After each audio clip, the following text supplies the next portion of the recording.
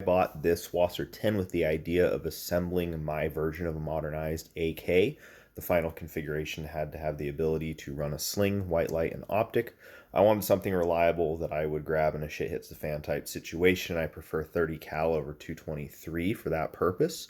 I also hopefully can run the Dead Air Sandman S I have an HEF jail once I get my hands on it, and I will show what I have done to this rifle for suppressor use.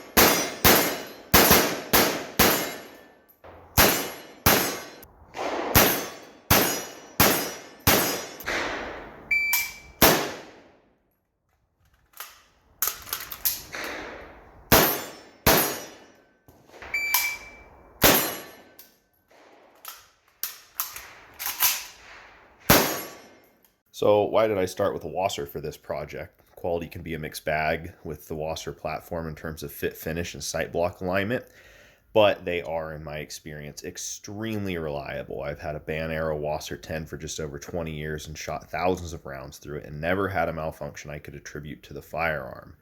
I wanted the maximum parts compatibility with the AKM platform, so it gave me the most options to set up the gun how I wanted. I also have a Draco, which is Romanian made, which has been insanely reliable as well.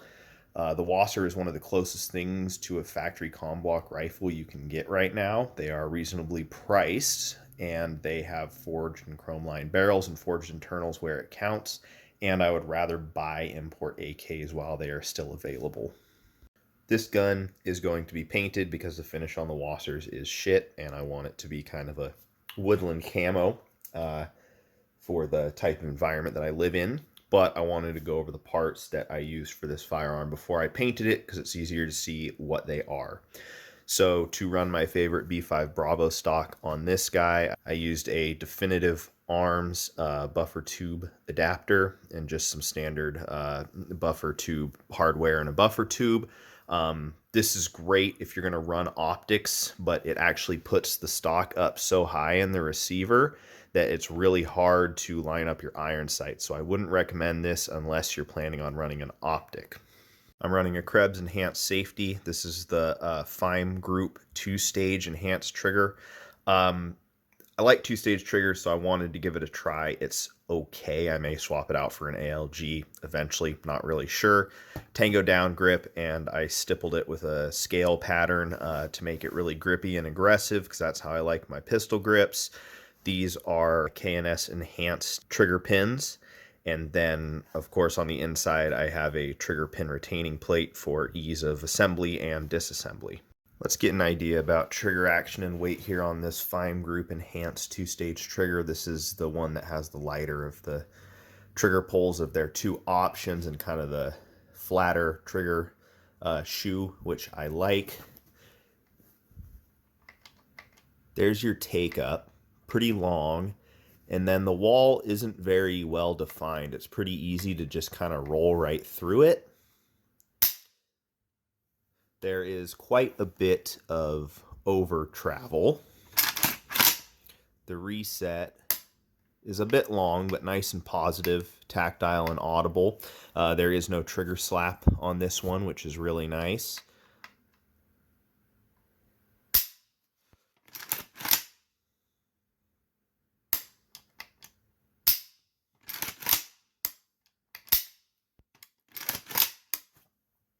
Let's get an idea of trigger weight. 4 pounds. 4 pounds. I know it's a bit like putting lipstick on a pig, but the metal injection molded parts of this trigger group were rough. So I went ahead and smoothed them out, did a little polish job, and now the trigger is a lot smoother. I can still feel the wall in the second stage, but it's way smoother. Everything feels a lot better. For my extended charging handle, I got the hobnob from Texas Weapon Systems. This one's great because it has 3 set screws to hold it on. It's not going to come off there. I wish it was a little bit more grippy, but it's still really nice. Before that, I tried this guy from Soviet Arms made by PSA. Came off twice, even though I tightened the shit out of that set screw and dunked it in red Loctite. And then I tried this one from Kalashnikov USA, and it doesn't even fit the end of this charging handle correctly. For my handguard, I went with the RS Regulate GKR-10 DS M-Lock handguard. A little bit of extended length. I got my favorite hand stop on there. I got a whole bunch of really expensive but really awesome G10 rail scales. And the dragon scale pattern kind of matches my stippling on my pistol grip. This handguard's great. It's really light. It looks really cool. It's super functional. But in terms of stiffness for mounting a laser, probably not. Probably wouldn't hold 0 very well, but I don't mess around with night vision, so it doesn't matter to me. It's awesome for what I use it for. Have the RS Regulate full-length lower optic mount and the full-length Picatinny upper optic mount. I'm just running a red dot that I had lying around for the time being. I have my front QD point up here on the M-Lock handguard, and I'm running my favorite Vickers Blue Force Gear sling. For my white light, I picked up a Surefire Scout Light Pro 640, I think it is, and I really like this mount that it comes with. I got pretty minimal muzzle shadow in this configuration. I don't think I need to put it forward anymore, and when I hold the gun like this, I just move my thumb forward and actuate it like that. I'm not the biggest fan of pressure pads. The 2 things I've done to be able to run my Dead Air Sandman S suppressor when I get my hands on it is the KNS adjustable gas piston. I think this is a necessary upgrade for any AK-47. It mellows out the recoil so much the gun won't beat itself up nearly as much. And of course, if you get in a situation where you need all the gas, you can just adjust it and make it run like a factory overgassed AK.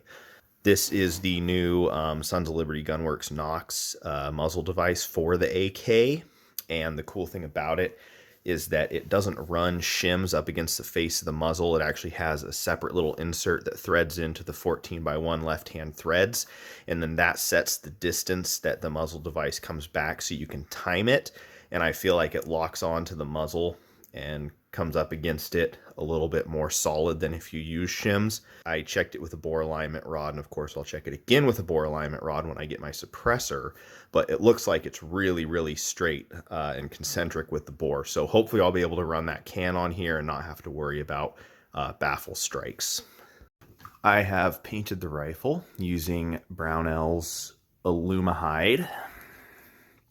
I used Earth Brown, Magpul FDE, and OD Green. I wish I had gotten black to add a little bit of contrast to the pattern. I use leaves and other random foliage I found around my place as stencils, but they're kind of hard to see, again, due to that lack of contrast.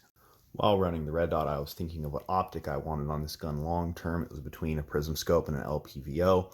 I saw that Primary Arms had this GLX 2X Prism on sale for $179. Normally they're $369. It has the 7.62x39/300 blackout reticle in it. I'm going to run this optic for a while, feel it out, see if I like it, and then I will paint it and the optic mount to match the rest of the gun. Also probably pick up a kill flash and the RS Regulate upper mount that is specific to the mini ACOG mounting pattern, which this guy has on the bottom of it, just to save as much weight as possible. I think this will be a great optic for this gun. I'm of the mindset that if you want a capable rifle, it needs to have some sort of magnification. Weight is always on my mind with any rifle, and this is quite a bit lighter than an LPVO with a mount, even though it's about twice as heavy as a red dot. With no mount, this is 8.8 ounces, but it's still lighter than a red dot with a magnifier. 2x magnification will be able to stretch out to the effective range of this cartridge if I do my part, about 400 yards. The 2x magnification is also low enough that hopefully I won't need a 1x aiming option for closer ranges. The illumination is pretty bright, and it has shake awake or auto live, I think Primary Arms calls it, to extend battery life. The glass quality, field of view, and eye relief are all great. The reticle has a ton of great information, a ranging feature, and bullet drops out to 500 yards for supersonic 7.62x39, even though that's pretty optimistic, especially with me as the shooter. I am not crazy about the chevron aiming point or the large horseshoe, but the rest of the reticle is pretty nice.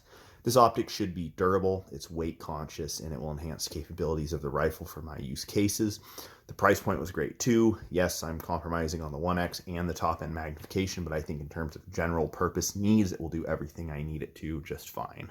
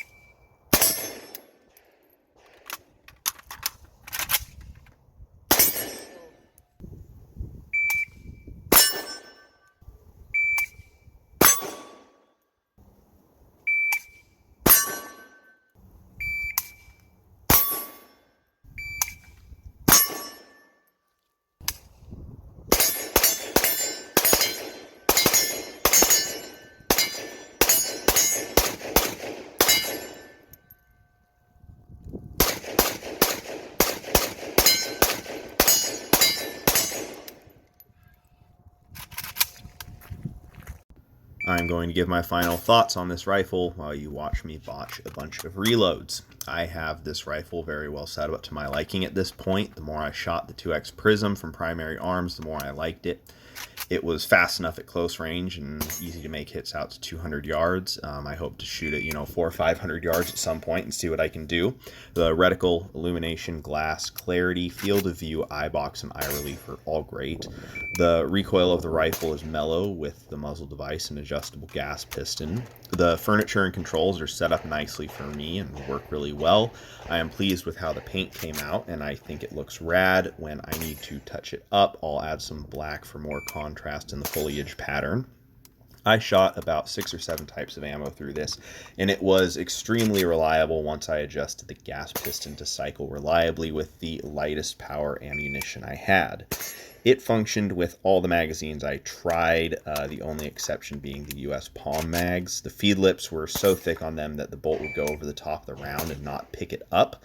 It was an issue of the relationship of the locking lugs to the height of the round when loaded in the mag. Some light Dremel work on the underside of the feed lips to make them thinner allowed the rounds to sit higher on top of the follower and be picked up by the bolt face like they should. I will reserve these mags for range use only though. This rifle, configured with the Prism scope, came out right around 9 pounds. While this is not terribly heavy, it definitely wears on you when shooting and running drills, and it's about 2 pounds heavier than my favorite AR that I run. Overall, I am very happy with how this rifle came out. I will paint the optic and mount to match the rifle, and then it is all done. Thanks for watching, and the flubbed reloads go on for a little bit longer. It's pretty embarrassing.